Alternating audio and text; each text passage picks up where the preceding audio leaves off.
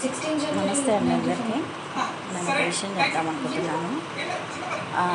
చెప్పినా నేను ఇంతకుముందు యూట్యూబ్లో కూడా పెట్టినా. ఏమంట అత్తమామలు ఎట్లుంటారంటే భర్త చనిపోయిన తర్వాత ఆడపడుచులు అత్తమామలు ఒక్కసారి మారిపోతారండి. ఒక్కసారి మారిపోతారు. ఎందుకంటే భర్త చనిపోయిండు, దీన్ని ఇక్కడ ఉండనియొద్దు. పిల్లలు పుట్టిన వాళ్ళకైనా పుట్టని వాళ్ళకైనా, అంటే పిల్లలు ఉన్నా లేకపోయినా అని నా అర్థం. దీన్ని మాత్రం ఎట్లాగైనా ఇక్కడి నుంచి వెళ్ళగొట్టాలి. భర్త బతికున్నప్పుడు తప్పు చేసినా ఒప్పు చేసినా కనిపించవు, మంచి చేసినా కనిపించదు. భర్త ఒక్కసారి దాటెళ్ళిపోగానే అన్నీ బయటికి వస్తాయి. ఏ మంచి కూడా చెడుగానే చూపిస్తారండి జనాలు. నా విషయంలో అదే జరిగిందండి. నా భర్త చనిపోయారు, కారణం వాళ్ళ అమ్మ నాన్న అక్క చెల్లెలు. ఇది నిజం, ఇది నిజం. ఎందుకంటే నా భర్త అనారోగ్యంతో లాస్ట్ ఇయర్ జూన్ అంతా ఉంటే వాళ్ళు నాకు ఒక ఫోన్ చేయలేదండి. జూలై 1కి నా హస్బెండ్ ఎట్లున్నారు, నా బిడ్డ నా హస్బెండ్ ఫోన్ చేయకపోతే బెంగ పెట్టుకుందని చెప్పేసి వెళ్ళినా అండి. జూలై 1, 2023 నేను వెళ్ళినా. తను ప్రతిమా హాస్పిటల్లో ఉన్నారండి.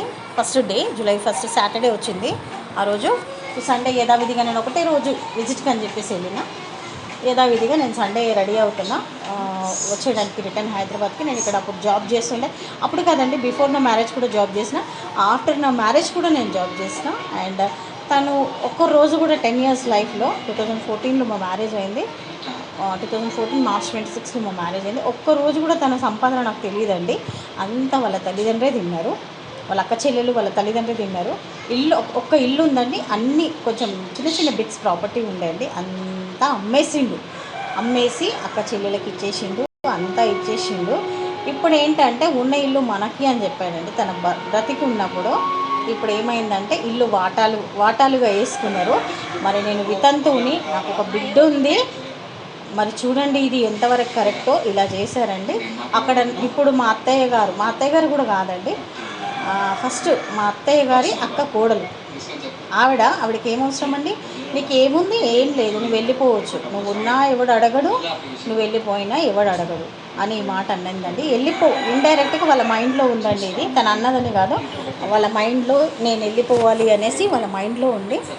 సో వాళ్ళు ఏమన్నారంటే, నీ సామాన్ ఇక్కడ ఉండొద్దు, నువ్వు ఎక్కడ ఉంటే అక్కడే ఉండాలి. మా హస్బెండ్ ఉన్నప్పటి నుంచి కూడా అత్త మామ ఆడపడుచులు నన్ను ఏ రోజు నెగలనీయలేదండి, ఏ రోజు నెగలనీయలేదు.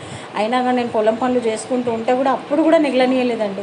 నాకు ఎవరైనా వచ్చి పని చెప్తే మా మామయ్య వెళ్ళి వాళ్ళని చెడగొట్టేవాళ్ళు, రావద్దు చెప్పొద్దు. ఇప్పటికి కూడా అండి, ఇప్పటికి కూడా మా హస్బెండ్ చనిపోయి ఎవరినైనా హెల్ప్ తీసుకుంటే వాళ్ళ ఇంటికి వెళ్ళి చెప్తాడు, హెల్ప్ చేయొద్దు ఆమెకి అనేసి. హెల్ప్ కనీసం ఊరికి వెళ్తే ఎవరిని కూడా నాతో మాట్లాడనివ్వరండి. ఇదండి నా చిన్ని వీడియో. మీకు నచ్చితే లైక్ చేయండి.